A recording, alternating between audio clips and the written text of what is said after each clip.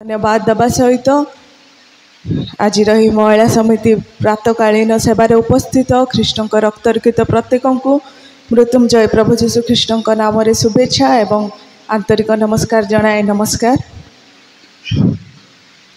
प्रभु आंभ मान जीवन रे एक सुजोग दे अछंती कारण आमे जानू आज दिन प्रभु जीशु ख्रीष्ट मृत्यु उठिबार दिन।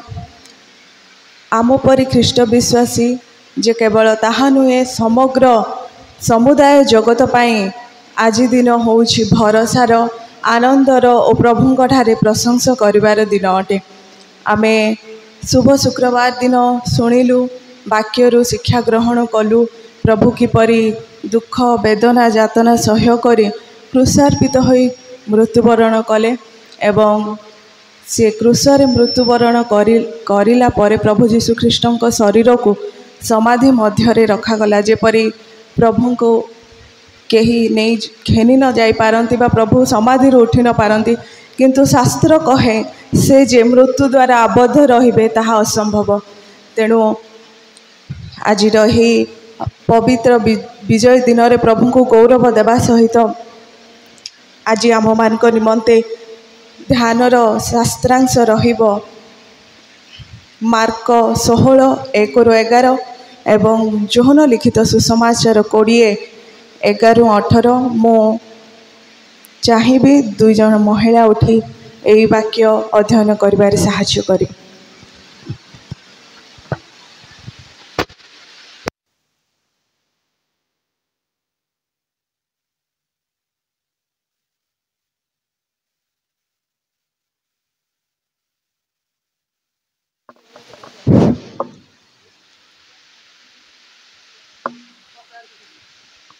विश्राम बार गत हेला उतारे मगदलनी मरियम जाकुबंक माता मरियम और सोलोमी सुगंधी द्रव्य किणिले जेपरी से माने जाई ताहांकु मखाई देई पारंती। पुणी सप्ताहर प्रथम दिवसर अति प्रत्युषरे से माने समाधि निकट को गले सेतेबेले सूर्य उठिथिला। से माने परस्पर कुहाकही होउथिले कि आम्भमानंक पाई समाधि द्वाररु पत्थरटा गड़ाई देव कारण ताहा अति बृहत थिला। एपरी समय रे से माने चाही देखिले जे पत्थर गड़ाई दिया जायछि। से माने समाधि मध्य प्रवेश करी शुक्ल वस्त्र परिहित जड़े युवांकु दक्षिण पार्श्व बसिथिबा देखि अतिशय विस्मयान्वित हेले। सेथिरे से सेमानंकु कहिले विस्मयान्वित हुओ नाही, तुम्भे माने क्रूसरे हत नाजरीतीय जीशुंकर अन्वेषण करुअछ। से उठी अछंती, से एठारे नाहांती, देख एही स्थान रे से माने ताहांकु रखिथिले। किंतु तुम्भे माने जाई ताहांक शिष्य मानंकु ओ पितरंकु कुह से तुम्भ मानंक आगे गालिली को जाउ अछंती। से तुम्भ मानंकु जेपरि कहिथिले सेही परि तुम्भे माने ताहांकु सेठारे देखिबो। सेथिरे से माने बाहरी समाधि निकटरू पलाई गले कारण से माने भयरे कंपुथिले और विस्मयरे अभिभूत होइथिले। पुणी काहाकू किछि कहिले नाही जेणु से माने भीत होइथिले।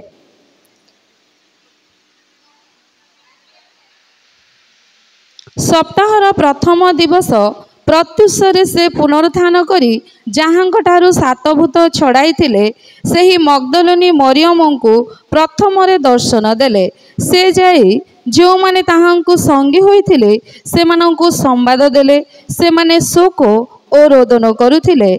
से जे जीवित अटंती ओ तांकु दर्शन देई अछंती एहा सुनी से माने विश्वास कले नाही।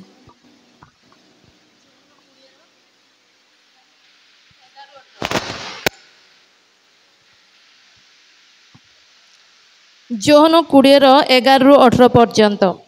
किंतु मरियम रोदन करू करू बाहरे समाधि निकटरे ठिया होई रहिले। पुणी रोदन करू करू से नई पड़ी समाधि भीतर को चाहे जीशुंक शरीर जेउ स्थान रे थुआ जाइथिला सेथिर मुंड पाखरे जणे और पाद पाखरे आउ जणे एही परी 2 जण शुक्ल वस्त्र परिहित दूतंकु बसिथिबा देखिले।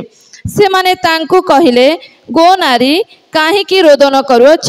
ସେ ସେମାନଙ୍କୁ କହିଲେ, କେଉଁମାନେ ମୋହର ପ୍ରଭୁଙ୍କୁ ଘେନି ଯାଇଅଛନ୍ତି ଆଉ ତାହାଙ୍କୁ କେଉଁ ସ୍ଥାନରେ ରଖିଅଛନ୍ତି ତାହା ମୁଁ ଜାଣେ ନାହିଁ। ସେ ଏହା କହି ପଛକୁ ବୁଲି ପଡ଼ି ଯୀଶୁଙ୍କୁ ଠିଆ ହୋଇଥିବାର ଦେଖିଲେ, କିନ୍ତୁ ସେ ଯେ ଯୀଶୁ ତାହା ଜାଣିଲେ ନାହିଁ। ଯୀଶୁ ତାହାଙ୍କୁ କହିଲେ, ଗୋ ନାରୀ, କାହିଁକି ରୋଦନ କରୁଅଛ? କାହାର ଅନ୍ୱେଷଣ କରୁଅଛ? ସେ ତାହାଙ୍କୁ ଉଦ୍ୟାନର ମାଳି ବୋଲି ମନେକରି କହିଲେ, ମହାଶୟ, ଆପଣ ଯଦି ତାହାଙ୍କୁ ଘେନି ଯାଇଅଛନ୍ତି, ତାହାହେଲେ ତାହାଙ୍କୁ କେଉଁ ସ୍ଥାନରେ ରଖିଅଛନ୍ତି ମୋତେ କୁହନ୍ତୁ, ଆଉ ମୁଁ ତାହାଙ୍କୁ ଘେନିଯିବି। ଯୀଶୁ ତାଙ୍କୁ କହିଲେ, ମରିୟମ। ସେ ବୁଲି ପଡ଼ି ଏବ୍ରୀ ଭାଷାରେ ତାହାଙ୍କୁ କହିଲେ, ରାବୁନି, ଅର୍ଥାତ୍ ହେ ଗୁରୁ। ଯୀଶୁ ତାହାଙ୍କୁ କହିଲେ, ମୋତେ ଧରି ରଖ ନାହିଁ, କାରଣ ମୁଁ ଏପର୍ଯ୍ୟନ୍ତ ପିତାଙ୍କ ନିକଟକୁ ଆରୋହଣ କରିନାହିଁ। କିନ୍ତୁ ମୋର ଭାଇମାନଙ୍କ ନିକଟକୁ ଯାଇ ସେମାନଙ୍କୁ କୁହ, ମୁଁ ମୋହର ପିତା ଓ ତୁମ୍ଭମାନଙ୍କର ପିତା, ମୋହର ଈଶ୍ୱର ଓ ତୁମ୍ଭମାନଙ୍କର ଈଶ୍ୱରଙ୍କ ନିକଟକୁ ଆରୋହଣ କରୁଅଛି। ମଗ୍ଦଲନୀ ମରିୟମ ଯାଇ ମୁଁ ପ୍ରଭୁଙ୍କୁ ଦେଖିଅଛି, ଆଉ ସେ ମୋତେ ଏହିସବୁ କହିଅଛନ୍ତି ବୋଲି ଶିଷ୍ୟମାନଙ୍କୁ ସମ୍ବାଦ ଦେଲେ। ଧନ୍ୟବାଦ। ଆଜିର ବିଷୟବସ୍ତୁ ବା ଟପିକ୍ ରହିବ ପ୍ରଭୁ ଯୀଶୁ ଖ୍ରୀଷ୍ଟଙ୍କ ପୁନରୁତ୍ଥାନର ବା ମୃତ୍ୟୁଞ୍ଜୟୀ ପ୍ରଭୁ ଯୀଶୁ ଖ୍ରୀଷ୍ଟଙ୍କ ପ୍ରଥମ ସନ୍ଦେଶ ବାହିକା। ଆମେ ମଗ୍ଦଲନୀ ମରିୟମଙ୍କ ବିଷୟରେ ଜାଣୁ। ମଗ୍ଦଲନୀ ମରିୟମଙ୍କ ଜୀବନୀ ବିଷୟରେ ଚାରି ମଙ୍ଗଳ ସୁସମାଚାରରେ ଉଦ୍ଧୃତ ଅଛି। ମଗ୍ଦଲନୀ ମରିୟମ ଜଣେ ମଗ୍ଦଲା ନାମକ ସହରର ଅଧିବାସୀ ବା ନାଗରିକ ଥିଲେ, ଯାହାଙ୍କଠାରୁ ପ୍ରଭୁ ସାତଭୂତ ଛଡ଼ାଇଥିଲେ, ଯାହା ଆମେ ଲୁକ 8:2 ସ୍ପଷ୍ଟ ଭାବରେ ଦେଖିପାରୁ। ଲୁକ ତାଙ୍କ ସୁସମାଚାରରେ ଜଣାନ୍ତି ଯେ କ୍ରୁଶ ଉପରେ ପ୍ରଭୁ ଯୀଶୁଖ୍ରୀଷ୍ଟଙ୍କ ମୃତ୍ୟୁ ଦେଖିବାକୁ ଥିବା ମହିଳାମାନଙ୍କ ମଧ୍ୟରେ ମଗ୍ଦଲନୀ ମରିୟମ ହେଉଅଛନ୍ତି ଅନ୍ୟତମ। ଆମେ ମଗ୍ଦଲନୀ ମରିୟମଙ୍କ ଠାରୁ ସଂକ୍ଷିପ୍ତ ଭାବରେ 4ଟି ଶିକ୍ଷଣୀୟ ବିଷୟ ଶିକ୍ଷା କରିବା, ଯାହା ଆମ ଆତ୍ମିକ ଜୀବନର ଅଭିବୃଦ୍ଧି ନିମନ୍ତେ ଆମେ 4ଟି ସଂକ୍ଷିପ୍ତ ଭାବରେ ଶିକ୍ଷା ଗ୍ରହଣ କରିବା। ଆଜିର ଏହି ଟପିକ୍ରୁ ପ୍ରଥମ ବିଷୟ ରହିବ ମଗ୍ଦଲନୀ ମରିୟମଙ୍କୁ ମୃତ୍ୟୁଞ୍ଜୟୀ ଯୀଶୁଙ୍କ ପ୍ରଥମ ଦର୍ଶନ। ଯେପରି ଆମେ ଶାସ୍ତ୍ରରେ ପଢ଼ିଲୁ, ମାର୍କ 16:9 ଅନୁସାରେ ସପ୍ତାହର ପ୍ରଥମ ଦିବସ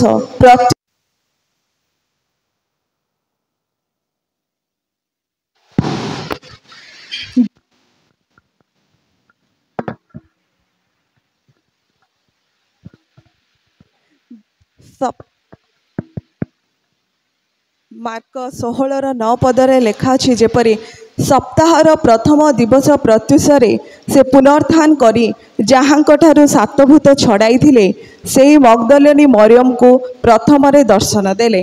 ପ୍ରଭୁ ଯୀଶୁଖ୍ରୀଷ୍ଟ ମୃତ୍ୟୁକୁ ଜୟ କରି ସର୍ବପ୍ରଥମେ ଗୋଟିଏ ଦୁଃଖିନୀ ନାରୀକୁ ସେ ଦର୍ଶନ ଦେଇଥିଲେ।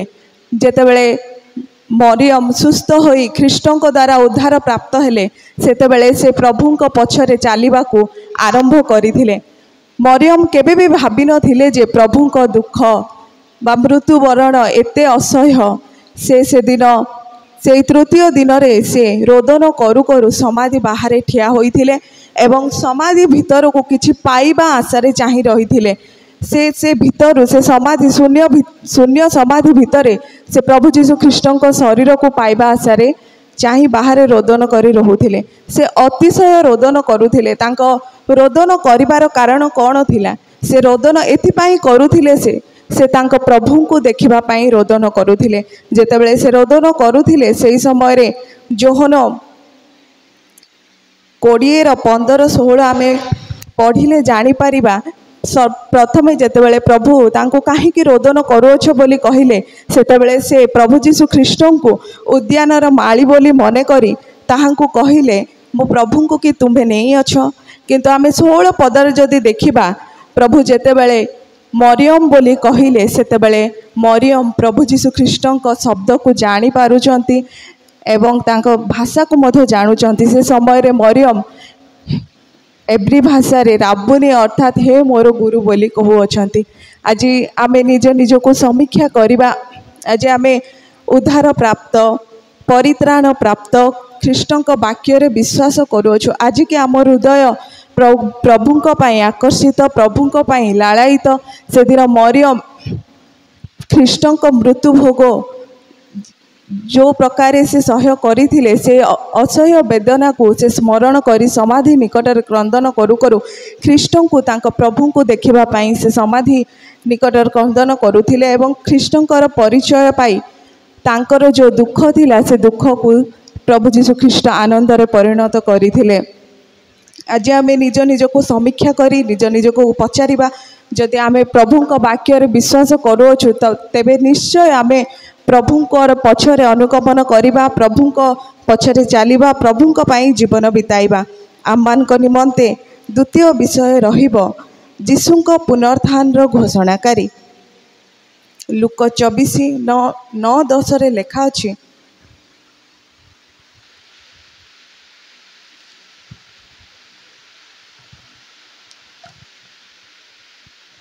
24:9-10 ଲେଖା ଅଛି, ପୁଣି ସମାଧିରୁ ବାହୁଡ଼ି ଯାଇ ଏକାଦଶ ଓ ଅନ୍ୟ ସମସ୍ତଙ୍କୁ ଏହିସବୁ ସମ୍ବାଦ ଦେଲେ। ଏମାନେ ମଗ୍ଦଲନୀ ମରିୟମ, ଯୋହନା, ଯାକୁବଙ୍କ ମାତା ମରିୟମ ଓ ଏମାନଙ୍କ ସାଙ୍ଗରେ ଥିବା ଅନ୍ୟ ସ୍ତ୍ରୀ ଲୋକମାନେ। ଏମାନେ ପ୍ରେରିତମାନଙ୍କୁ ଏହିସବୁ ବିଷୟ ଜଣାଇଲେ। ଯୀଶୁ ନିଜ ଦୁଃଖ ଭୋଗ ଓ ମୃତ୍ୟୁ ବିଷୟରେ ଆପଣା ଶିଷ୍ୟମାନଙ୍କୁ ଖ୍ରୀଷ୍ଟ ଯେ ମୃତ୍ୟୁବରଣ କରିବେ, ସମାଧି ପ୍ରାପ୍ତ ହେବେ ଏବଂ ଶାସ୍ତ୍ର ଅନୁସାରେ ତୃତୀୟ ଦିବସରେ ଉତ୍ଥିତ ହେବେ, ଏହା ସେମାନଙ୍କୁ ସ୍ପଷ୍ଟ ଭାବରେ ବୁଝାଇଥିଲେ। କିନ୍ତୁ ଶିଷ୍ୟମାନେ, ଅନ୍ୟ ସ୍ତ୍ରୀମାନେ, ପ୍ରଭୁଙ୍କ ପଛରେ ଯେଉଁମାନେ ଅନୁକରଣ କରୁଥିଲେ, ସେମାନେ ଏ ବିଷୟକୁ ବୁଝିଲେ ନାହିଁ। କିନ୍ତୁ ତୃତୀୟ ଦିନରେ ପ୍ରତ୍ୟୁଷରେ ସେମାନେ ସମାଧି ନିକଟରେ କ୍ରନ୍ଦନ କରୁ କରୁ ବାହାରେ ଠିଆ ହୋଇଥିବା ସମୟରେ ଦୂତ ସେମାନଙ୍କୁ ଦର୍ଶନ ଦେଇ ପୁନର୍ବାର ପ୍ରଭୁ ଯୀଶୁ ଖ୍ରୀଷ୍ଟ ସେମାନଙ୍କୁ ଯେଉଁ କଥା କହିଥିଲେ ତାହା ସ୍ମରଣ କରାଇ କହିଲେ, ଗାଲିଲିରେ ଥିବା ସମୟରେ ପ୍ରଭୁ ଯୀଶୁ ଖ୍ରୀଷ୍ଟ ତୁମମାନଙ୍କୁ ଯେଉଁ କଥା କହିଥିଲେ ସେହି ବାକ୍ୟ ତୁମେ ସ୍ମରଣ କର। ତାହେଲେ ସେମାନେ ସେହି ବାକ୍ୟକୁ ସ୍ମରଣ କରି ସେହି ବାକ୍ୟ ଉପରେ ଭରସା ରଖି ଅନ୍ୟମାନଙ୍କୁ ସମ୍ବାଦ ଦେବା ନିମନ୍ତେ ବାହୁଡ଼ି ଗଲେ। ସେଥିମଧ୍ୟରେ ଆମେ ଲୁକ 24:10 ଦେଖୁ, ସେମାନଙ୍କ ମଧ୍ୟରେ ମଗ୍ଦଲନୀ ମରିୟମ ମଧ୍ୟ ଥିଲେ, ଯିଏକି ସର୍ବପ୍ରଥମେ ଯାଇ ଅନ୍ୟମାନଙ୍କୁ ସେହି ସମ୍ବାଦ ଦେଇଥିଲେ। ସେହି ପୁନରୁତ୍ଥାନର ସମ୍ବାଦ ଘୋଷଣା କରିବାକୁ ମଗ୍ଦଲନୀ ମରିୟମକୁ ଦାୟିତ୍ୱ ଦିଆଯାଇଥିଲା।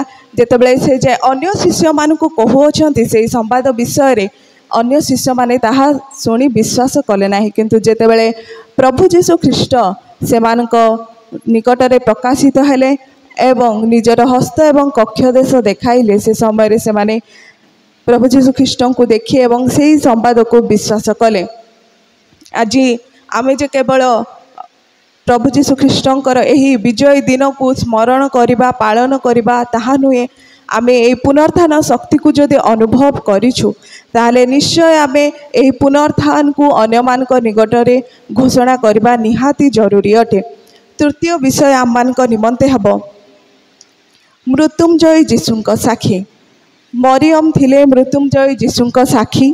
ଯୋହନ 20:17 ଯଦି ଆମେ ପଢ଼ିବା ତାହେଲେ ଜାଣିପାରିବା ସେ କିପରି ଯୀଶୁଙ୍କର ସେହି ପୁନରୁତ୍ଥିତ ମୃତ୍ୟୁଞ୍ଜୟ ଯୀଶୁଙ୍କର ସାକ୍ଷୀ ହୋଇଥିଲେ। ଏଠାରେ ଏପରି ଲେଖା ଅଛି, ଯୀଶୁ ତାଙ୍କୁ କହିଲେ, ମୋତେ ଧରି ରଖ ନାହିଁ, କାରଣ ମୁଁ ଏପର୍ଯ୍ୟନ୍ତ ପିତାଙ୍କ ନିକଟକୁ ଆରୋହଣ କରିନାହିଁ। କିନ୍ତୁ ମୋର ଭାଇମାନଙ୍କ ନିକଟକୁ ଯାଇ ସେମାନଙ୍କୁ କୁହ, ମୁଁ ମୋର ପିତା ଓ ତୁମ୍ଭମାନଙ୍କ ପିତା, ମୋର ଈଶ୍ୱର ଓ ତୁମ୍ଭମାନଙ୍କ ଈଶ୍ୱର ନିକଟକୁ ଆରୋହଣ କରୁଅଛି। ମଗ୍ଦଲନୀ ମରିୟମ ଯାଇ ମୁଁ ପ୍ରଭୁଙ୍କୁ ଦେଖିଅଛି, ଆଉ ସେ ମୋତେ ଏହିସବୁ କହିଅଛନ୍ତି ବୋଲି ଶିଷ୍ୟମାନଙ୍କୁ ସମ୍ବାଦ ଦେଲେ। ଯୀଶୁଙ୍କ ସହିତ ମରିୟମଙ୍କ ବାର୍ତ୍ତାଳାପ ପରେ ଆମେ ଏହି ଯୋହନ ଲିଖିତ ସୁସମାଚାର 20:15-16 ପଢ଼ିଲେ ଆମେ ଜାଣିପାରିବା, ସେ ଯୀଶୁଙ୍କ ସହିତ ବାର୍ତ୍ତାଳାପ ପରେ ମରିୟମ ଯାଇ ଅନ୍ୟ ଶିଷ୍ୟମାନଙ୍କୁ, ଯେଉଁମାନଙ୍କର ସଙ୍ଗୀ ହୋଇଥିଲେ, ସେମାନଙ୍କୁ ସେ ମୃତ୍ୟୁଞ୍ଜୟ ପ୍ରଭୁ ଯୀଶୁ ଖ୍ରୀଷ୍ଟଙ୍କର ଶୂନ୍ୟ ସମାଧି ଓ ସେ ଯେ ମୃତ୍ୟୁରୁ ଉଠିଅଛନ୍ତି ଏହା ସେ ସମ୍ବାଦ ଦେବାକୁ ଲାଗିଲେ। ସେ ଯେ ଜୀବିତ ଅଟନ୍ତି, ମୃତମାନଙ୍କ ମଧ୍ୟରୁ ଉଠିଅଛନ୍ତି, ଏହା ଯେଉଁମାନେ ଭୟ କମ୍ପ ସହ ଦ୍ୱାର ରୁଦ୍ଧ କରି ଯୁହୁଦୀମାନଙ୍କ ଭୟରେ ଅନ୍ୟ ଶିଷ୍ୟମାନେ ରହିଥିଲେ, ସେମାନଙ୍କୁ ସେ ଭରସାର ଆନନ୍ଦ ଦେବାକୁ ଲାଗିଥିଲେ। ସେ ଯେ ମୃତ୍ୟୁଞ୍ଜୟ ଯୀଶୁଙ୍କର ଚାକ୍ଷୁଷ ସାକ୍ଷୀ, ଏହି ସାକ୍ଷ୍ୟରେ, ମରିୟମଙ୍କର ଏହି ସାକ୍ଷ୍ୟରେ ଇତିହାସ ବଦଳିଥିଲା। ଆଜି आमମାନଙ୍କ जीवन रे आमे मध्य सेई मृत्युंजयी जीशुंकर शक्ति को तांकर सेई विजय दिवस को पालन करने सहित आम अनुभव करूँ जाणुछु से जे मृत्यु उठी अच्छा आज के आम आम जीवन रे से साक्षी बहन करवा ताहां कि आम जीवन रे साक्ष्य स्वरूप अन्य मान आगरे प्रकाश करिपरिबा। एवं आम पाई चतुर्थ विषय रहिबो ख्रीष्टंक प्रतिज्ञा को भरोसा सह अपेक्षा। चतुर्थ विषय अबा शेष विषय रहिबो आम मान निकट ख्रीष्टंक प्रतिज्ञा को भरोसा सह अपेक्षा। जोहन 20:21-22 रे लेखा अछि जीशु से मानको पुनर्बार कहिले तुम्भ मानकर शांति हो। पिता जे प्रकार मते प्रेरण करियछंती मु मध्य से प्रकार तुम्भ मानको प्रेरण करूछंती। से एहा कहि से मानको ऊपर प्रश्वास छाड़ी से मानको कहिले पवित्र आत्मा को ग्रहण कर। पुनर्थित प्रभु जीशु ख्रीष्ट शिष्य मानकु दर्शन देला परे से चाहूले प्रभु जीशु ख्रीष्ट चाहूले शिष्य माने तांकर साक्षी हुअन्तु। से मानकु निजर साक्षी होई अन्य मानक आगरे प्रेरण करने को चाहूले एवं से जो प्रतिज्ञा करथिले पवित्र आत्मा को प्रतिज्ञा से स्वर्गारोहण पूर्व पुनर्बार से प्रतिज्ञा को प्राप्त होबा निमंते से अन्य शिष्य मान को कहउछंती अपेक्षा कर पवित्र आत्मा को ग्रहण कर। जेपरि प्रेरित 1 आम पाठ कले जानी परिबा से स्वर्ग को जीवा पूर्व पुनर्बार एक कथा कहउछंती जे मु गले तुम मान को पवित्र आत्मा दत्त हब जहाँ तुम्हें समुदाय जगत रे मोर साक्षी होई शक्ति प्राप्त हेब। एवं सेही प्रेरित 1:14 आम देखिपारिबा से प्रतिज्ञार अपेक्षा स्त्री लोक मान सहित मगदलनी मरियम मध्य एकचितरे प्रार्थना रे निविष्ट होई रहिले। से दिन सेही मगदलनी मरियम को अटल विश्वास एवं विश्वस्तता प्रभुंकर से प्रतिज्ञा आड़ को तांको कढ़ाई नहीं थिला। आज मध्य आमे माने ख्रीष्टंक भरोसार अपेक्षा रे अछु तांको विश्वास करी से जो भरोसा दे अछंती से भरोसार अपेक्षा रे आबे दिन को दिन प्रभुंकर निकटवर्ती हेउछु। जेपरि साधु पाउल थेसलोनी मंडलीय निकट को कुहंती प्रथम थेसलोनिकीय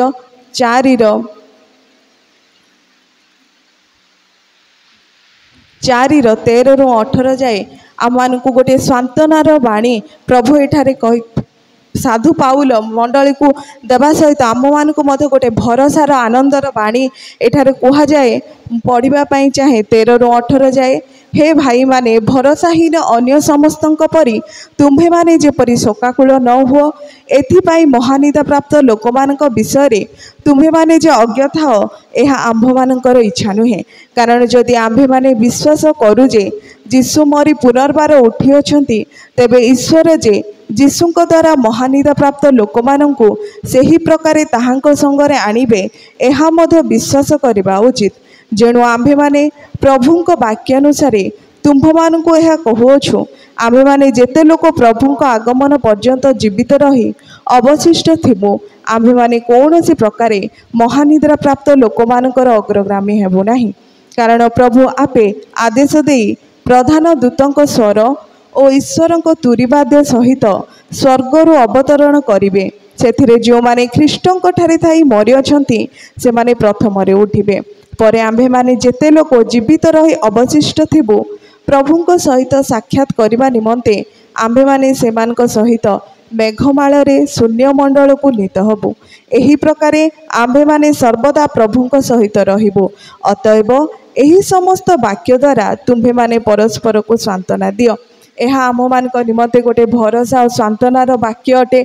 आमे जे से मृत्युंजय प्रभु जीशु ख्रीष्ट को अपेक्षा करी भरोसा रे विश्वास रे आहुरी दृढ़ीकृत होई ताहांक दिन पाई ताहांकर से दिन गौरवमय प्रकाशनर निकटवर्ती हो आमे निज निज को प्रस्तुत करी परस्पर को उत्साह प्रदान करिबा। जेपरि आमे जो मृत्युंजय प्रभु जीशु को आस्वादन करिछु अनुभव करिछु किंतु समय आसुची ताहांको आमे भेटिबा पाई जाउछु। प्रभु ओई वाक्य रे आशीर्वाद करंतु। धन्यवाद।